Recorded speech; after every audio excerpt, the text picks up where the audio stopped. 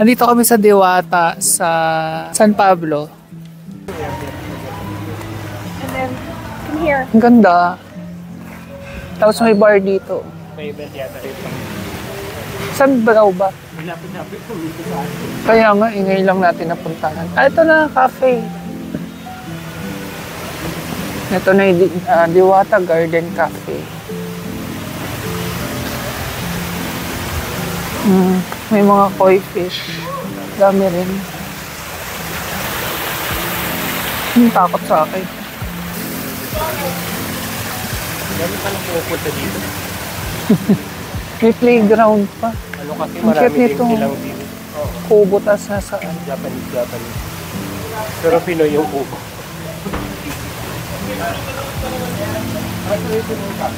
Oo, ito yung cafe. Ayan. Oo.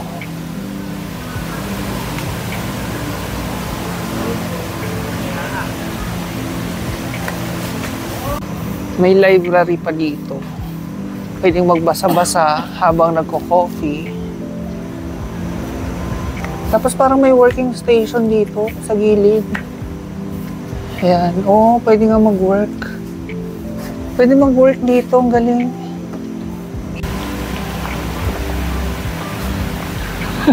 Ganun ka talaga maglakad, Bunny.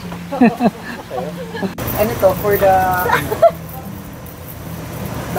Mukatawa ka, ha? Tinatawanan niya tayo at nagbi-video picture tayo. Pero medyo may So, dito na rin kami kakain sa Diwata. Sa may Japanese restaurant din dito. Izanami. Yeah.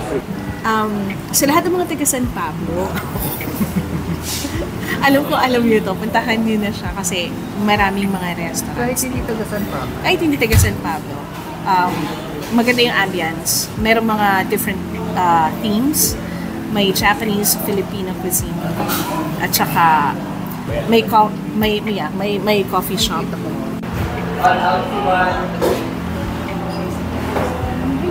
Egg ba to? So, ito sa amin. Egg custard. Egg custard. Asan yung crispy? Ito yung crispy.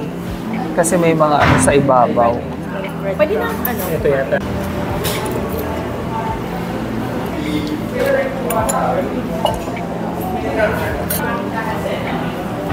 Laki. Laki yan.